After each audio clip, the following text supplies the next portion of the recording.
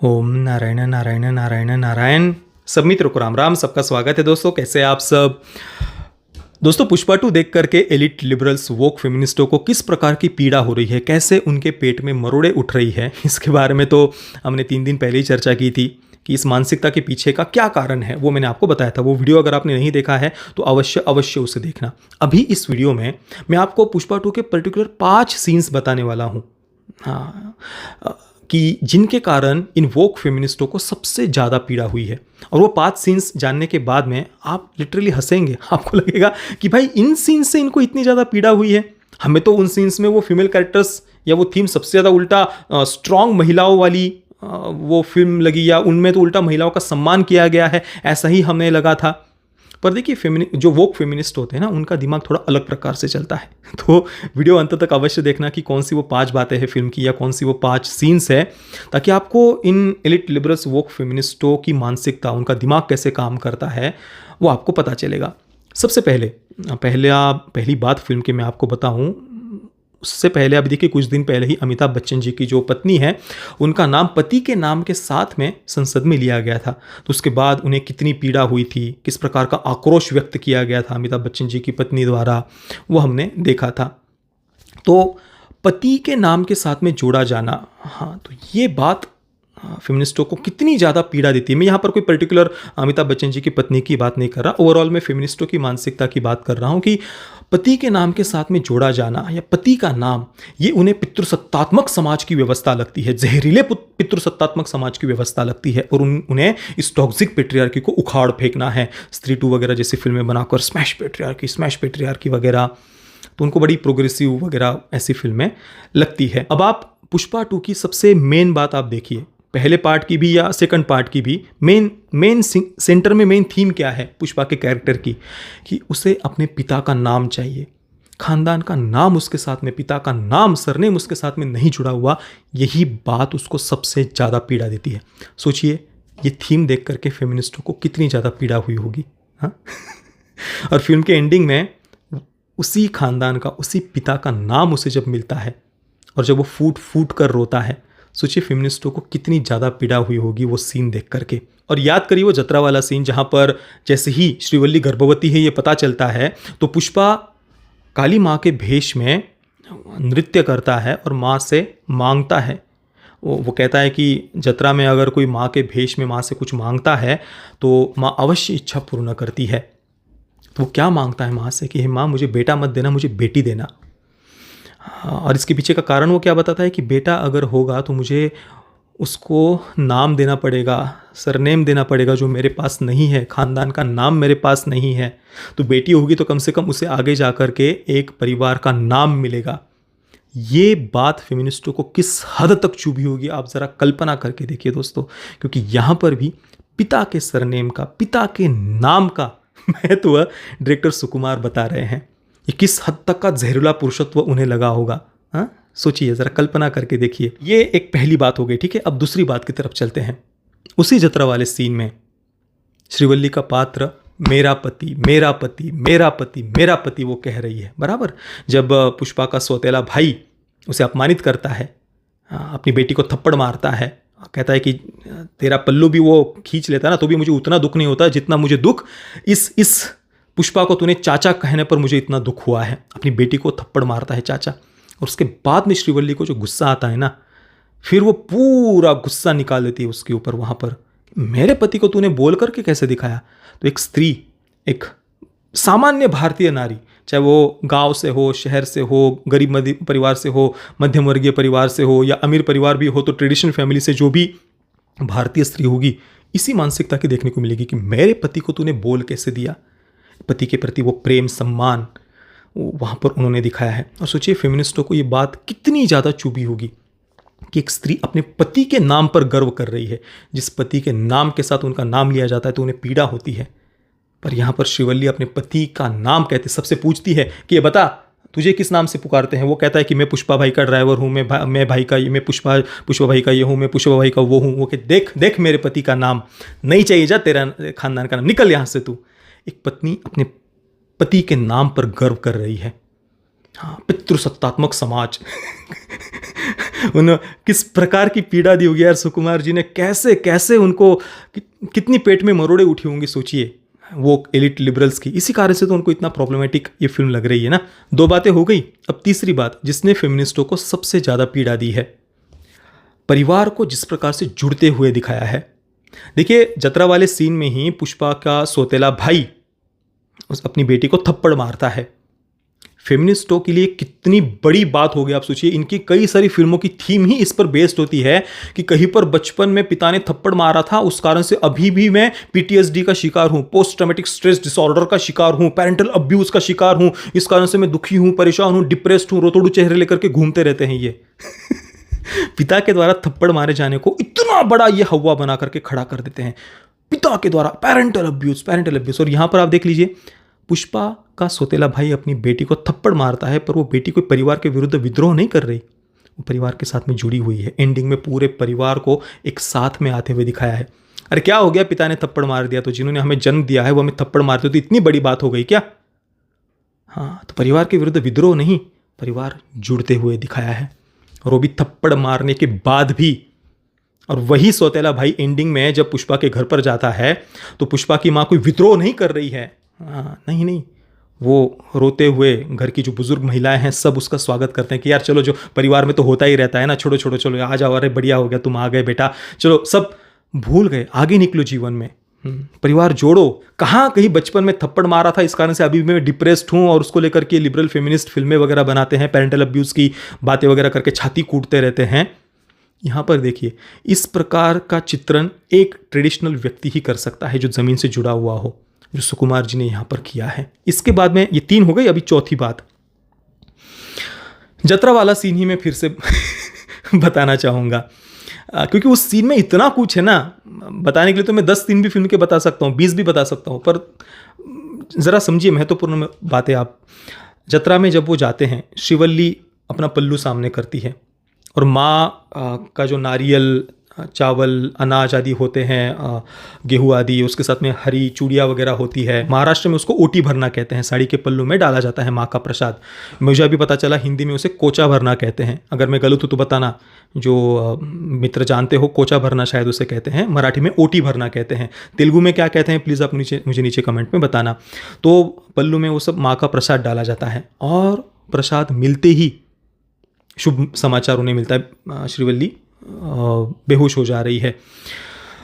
अब ये बात भी कोई ट्रेडिशनल व्यक्ति ही दिखा सकता है जिसकी सच में ईश्वर में श्रद्धा हो। बॉलीवुड वाले तो उसको अंधश्रद्धा वगैरह कह करके, नहीं ऐसा हम थोड़ी दिखा सकते, हम तो बड़े साइंटिफिक हो गए भाई, हम तो बड़े प्रोग्रेसिव मॉडर्न वोक लिबरल हो गए हैं।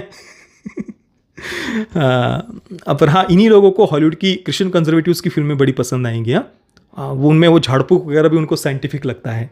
तो चलिए इसमें हम नहीं जाएंगे अभी। तो श्रीवल्ली जैसे ही वो बेशुद्ध हो जाती है, उसके बाद में वहाँ पर जितनी भी बुजुर्ग महिलाएं हैं आप देखिए, हाँ, दादी नानी जो कुछ भी श्रीवल्ली के साथ में वहाँ आई हुई होती है जतरा में, वो सारी तुरंत पुष्पा के साथ वाले लड़के उनको क्या कहती है, ए चलो निकलो तुम यहाँ से, पुष्पा तू निकल रहे, अरे तो चलो तुम भी निकलो तो यहाँ से, बोलती ना दादी। इसको कहते हैं स्ट्रॉन्ग इंडिपेंडेंट वुमन, इसको कहते हैं सशक्त महिला का पात्र, जो पुष्पा जैसे को भी ऐसे कहे, चल निकल यहाँ से, चल तुम लड़को निकलो यहाँ से, इसको कहते हैं सशक्त महिला का पात्र। और हमने तो हमारी दादी नानी को गांव में ऐसे ही देखा है भाई। हमने इनकी लापता लेडी जैसी जो घिनौनी हिंदुओं के कल्चरल जेनोसाइड के लिए बनाई गई जो लापता लेडी जैसी फिल्में है ना, ऐसी हमने महिलाएं नहीं देखी भाई गाँव में। पूरे भारत के कई सारे राज्यों में, 10-12 राज्यों में घुमा हूं, और ज़्यादातर आदिवासी क्षेत्रों में ही जाकर के सेवा करने का सौभाग्य मुझे मिला है। मैंने तो लापता लेडी जैसी कहीं पर नहीं देखी भाई, ऐसी जिस प्रकार का चित्रण उन्होंने उसमें किया है, घिनौने दरिंदे हिंदू पुरुष। हमने तो ऐसी दादी नानी देखी है जो घर के मर्दों को, ए चल निकल तू यहाँ से, ए चल निकल तू यहाँ से, ऐसे। ये होता है सशक्त महिला का चित्रण। यही फेमिनिस्टों को सबसे ज़्यादा चुभता है, सबसे ज़्यादा चुभता है इन लोगों को ये। तो वहाँ पर दादी नानी किस लिए उनको साइड में जाने के लिए कह रही है? पीरियड्स के बारे में पूछना था। तो एक स्त्री की जो उसको एकांत में लेकर के ऐसी बातें करना कितना आवश्यक है, ये बात भी यहाँ पर दिखाई है। और इनकी जितनी भी टॉक्सिक ये जो फेमिनिस्ट फिल्में वगैरह होती है ना इन वोक लिबरल्स की, उसमें देखिए फीमेल कैरेक्टर जोर जोर से periods periods periods, vagina vagina vagina, अरे क्या हो गया इसमें, चर्चा चीख चीख कर हमने बोल दिया तो, अरे पीरियड्स के बारे में खुलकर बोलने में क्या प्रॉब्लम है, नॉर्मल चीजें है बहुत। और इनकी आप देख लीजिए यूट्यूब पर भी बहुत सारे वीडियोस आपको मिल जाएंगे, बहुत सारे प्लेटफॉर्म पर, कि कोई लड़की है वो मेडिकल में जाती है और वहाँ पर पैड मांगती है, और वो मेडिकल वाला बेचारा पेपर में ऐसे राउंड करके वो दे रहा है उन पैड्स को, तो तुरंत उस फेमिनिस्ट का एक्टिविज्म वहाँ जग जाता है। हे, इसमें क्या छुपा कर देने वाली क्या बात है, तो बहुत नॉर्मल चीज़ है, तुम लोग तो पितृसत्तात्मक समाज के हैवान के रूप में उसको वहाँ पर वो प्रस्तुत करते बेचारे मेडिकल वाले को, जो बस सामने वाली लड़की को कंफर्टेबल लगे, वो असहज महसूस ना करे, इस कारण से उस बेचारे ने उस पैड को रैप करके दिया था। वो कोई ऐसा पेट्रियार्कल मॉन्स्टर नहीं था, दरिंदा नहीं था, हैवान नहीं था, शैतान नहीं था, वो तो उल्टा बेचारे सामने वाली महिला को असहज ना हो इस कारण से उसने रैप करके दिया था। पर इनके अनुसार जोर जोर से पीरियड्स पीरियड्स पीरियड्स पीरियड्स चिल्लाते हैं ना तो महिलाएं सशक्त हो जाती है। इवन हमारे मराठी फिल्म इंडस्ट्री में भी हाल ही में कुछ ऐसी फीमेल कैरेक्टर्स को लेकर के फेमिनिस्ट फिल्में आई है, मैंने उनका रिव्यू भी किया था, अभी छोड़ी नाम नहीं लेना चाहूँगा। बहुत सारी ऐसी वोक फेमिनिस्ट फिल्में बनी हैं, उनमें भी वही घूमने के लिए जा रही है लड़कियां और वहाँ पर रात को दारू पी करके पीरियड्स पीरियड्स पीरियड्स पीरियड्स चिल्ला रही है। और इनको लगता है कि ये ऐसे पीरियड्स पीरियड्स चिल्लाने से हो गए, महिलाएं सशक्त हो गई। भाई मैंने मेरे गुरुदेव के सत्संग में खुलकर लाखों लाखों लोगों के सामने गुरुदेव बताते थे कि शरीर से सफ़ेद पानी गिरता हो, पीरियड्स की समस्या हो, मासिक धर्म की समस्या हो तो ये उपचार किया करना, सुबह तांबे के बर्तन में 1.25 लीटर पानी रख करके पिया करना वगैरह, और भी बहुत सारे ऐसे जो आयुर्वेदिक उपचार है वो बताते थे गुरुदेव। कौन शर्माता है बात करने से भाई, पर इसका अर्थ ये नहीं होता कि आप जोर जोर से पीरियड्स चिल्लाओ। वहाँ पर देखिए गाँव की बुजुर्ग महिलाएं, उसको श्रीवल्ली को सब पुरुषों को वहाँ से जाने के लिए वो कहती है और एकांत में पूछती है कि बेटा पिछले महीने पीरियड्स आए थे तुझे, और उसके बाद में वो गर्भवती है ये वो बताती है। क्या इस प्रकार का चित्रण, इस प्रकार का सीन कोई वोक फेमिनिस्ट कर सकता है क्या, आप मुझे बताइए। बॉलीवुड का कोई फिल्म मेकर इस प्रकार का चित्रण कर सकता है, कैसा सीन लिख सकता है, कैसे कैरेक्टर लिख सकता है, कैसे डायलॉग लिख सकता है क्या, आप मुझे बताइए। नहीं लिख सकते। इनकी बुद्धि सड़ चुकी है वोकिज्म के कीड़े के कारण, दिमाग में वोकिज्म के वायरस के कारण पूरा दिमाग इनका सड़ चुका है। ऐसे आपने वो गटर देखी ना, गटर में ऐसे जंतु खदबदाते हैं, देखिए ऐसे जंतु इन बॉलीवुड के फिल्म मेकर्स के दिमाग में खदबदाते हैं। मैं क्षमा चाहूँगा वैसे गटर और गटर के जंतुओं से, बॉलीवुड वालों से क्षमा नहीं चाहूँगा, पर गटर और गटर के जंतुओं से क्षमा चाहूँगा, क्योंकि देखिए नेचर के साइकिल में गटर और गटर के जो जंतु होते हैं ना, उनका भी बहुत बड़ा योगदान होता है निसर्ग के चक्र में, नेचर के साइकिल में। समाज में बहुत बड़ा योगदान होता है भाई वो उनका। बॉलीवुड का योगदान मुझे तो भाई आज तक दिखा नहीं, समाज को और देश को बर्बाद करने के अलावा, युवाओं को बर्बाद करने के अलावा मुझे तो कोई दूसरा योगदान नहीं दिखा। ये सीन आप देखिए जो सुकुमार जी ने लिखा है, क्या कहूँ, मतलब जबरदस्त। उस एक सीन के कारण फेमिनिस्टों को कितनी पीड़ा हुई होगी, आप जरा कल्पना करके देखिए। इसी कारण से इनको ये film misogynist, sexist, male chauvinist, male ego को सेलिब्रेट करने वाली, वाह वाह वाह वाह, मेल ईगो को सेलिब्रेट करने वाली फिल्म लग रही है। इसके बाद में किचन वाला सीन, 4 हो गए ना, अभी 5वां में और 1-2 बताऊंगा मैं आपको। किचन वाला जो श्रीवल्ली और पुष्पा के बीच का प्रेम उनको जो दिखाया है वो उनको टॉक्सिक लगा, एलिट क्रिटिक को भी टॉक्सिक लगा। क्या टॉक्सिक है?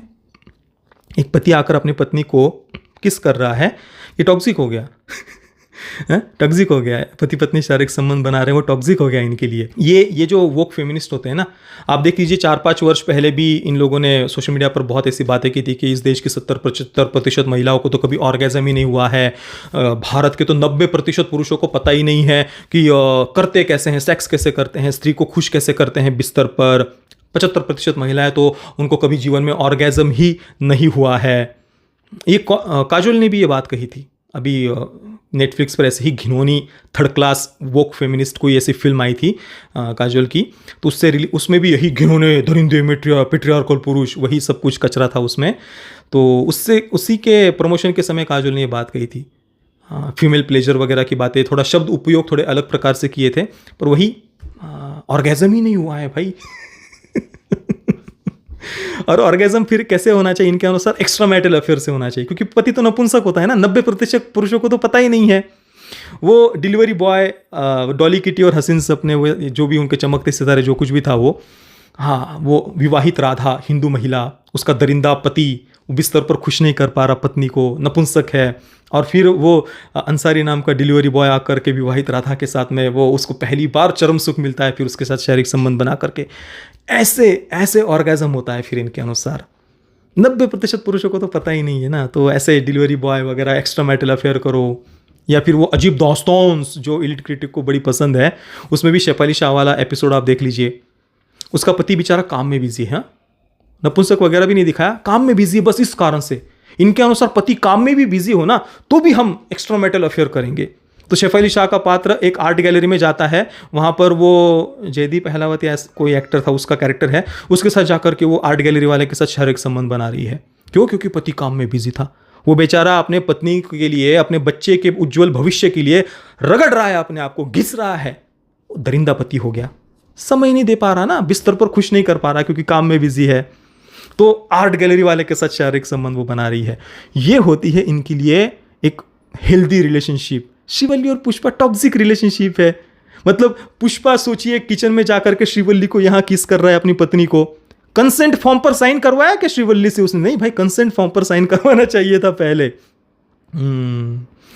ताकि नहीं तो फिर बाद में ये फेमिनिस्ट वगैरह इनके अनुसार पति कोई प्रॉब्लम में आ जाए, उसको लात मार दो, उस पर केस कर दो और एलिमनी लेकर के मजे करो, 4-5 लोगों के साथ में रिलेशनशिप बनाओ। ये होती है इनके अनुसार स्ट्रॉन्ग इंडिपेंडेंट वुमेन।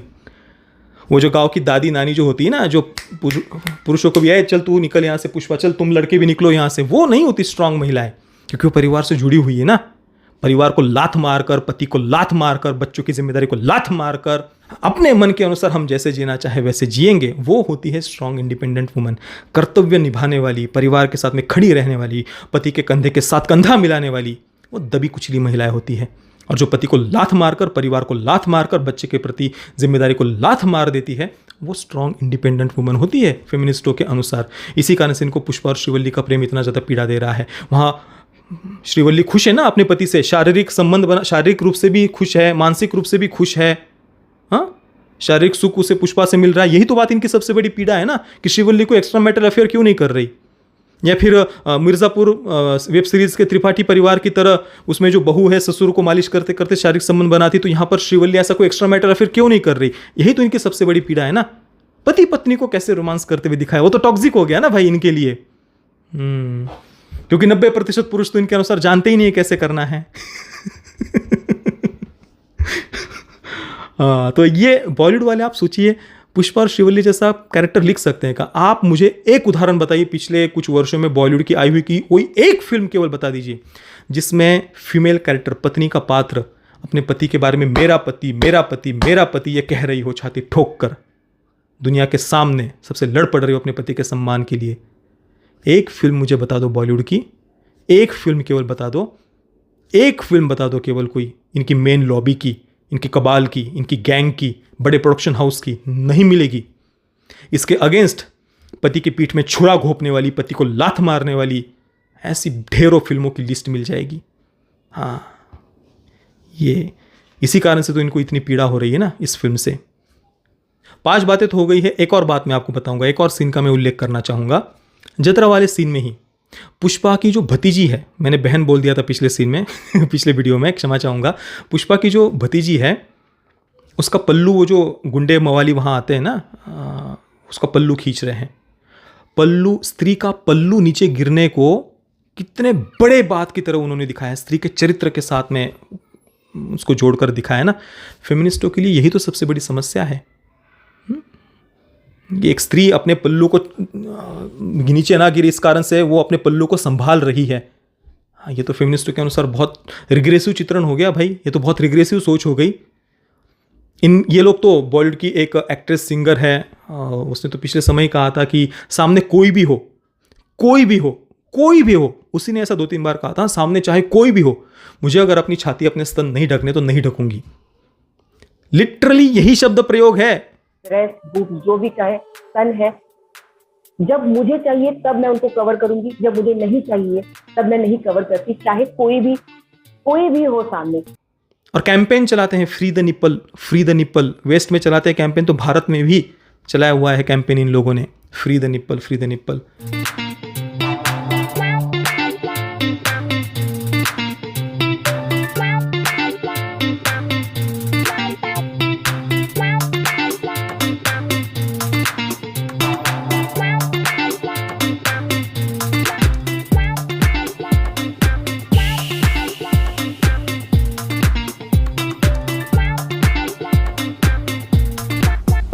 तो इनके अनुसार एक पल्लू गिरने को बहुत बड़े हव्वे के रूप में दिखाना इनके अनुसार एक रिग्रेसिव सोच होती है।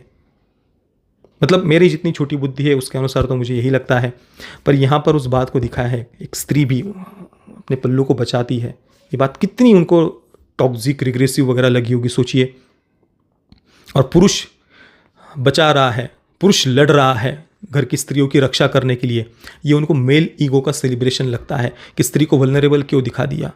इनके अनुसार जिगरा फिल्म की तरह आलिया भट्ट का पात्र ऐसे हजार हजार मर्दों को ऐसे मार रहा हो, वो उनके अनुसार बहुत रियलिस्टिक और बहुत प्रोग्रेसिव सोच वाली फिल्में हो जाती है। देखिए, जिगरा वेल मेड फिल्म है टेक्निकली, और एकदम कोई पुरुषों के नाम से एकदम खुलकर ऐसी कोई गाली गलौज भी, पुरुषों को गालियाँ वगैरह भी नहीं दी गई, पर एक लड़की वो हजारों पुरुषों को मार रही है। ये इनको बड़ा, जिसका रियलिटी के साथ में कोई संबंध ही नहीं है, कोई कनेक्शन ही नहीं है, पर जबरदस्ती स्त्री को पुरुष बनाना है, पुरुष को नपुंसक बनाना है, ये इनका मेन थीम है। ऐसे नहीं होता है भाई। और एक पुरुष अगर घर की महिला की रक्षा कर रहा है तो ये उनको मेल ईगो का सेलिब्रेशन लगता है कि एक मेल गेज से, पुरुषी दृष्टि से स्त्री का चित्रण, परिवार का चित्रण किया गया है। इस बात की इनको सबसे ज़्यादा पीड़ा होती है। एक स्त्री मेरा पति करती, तो इनके अनुसार वो पुरुष के दृष्टि से स्त्री का किया गया चित्रण है। एक स्त्री पति लड़ने के लिए जा रहा है तो पहले वो पूरा उसका औक्षण करती है, आरती उतारती है, तिलक लगाती है। ऐसा पात्र वो लिख ही नहीं सकते बॉलीवुड वाले, संभव ही नहीं है कि वो इस प्रकार का पात्र लिखे।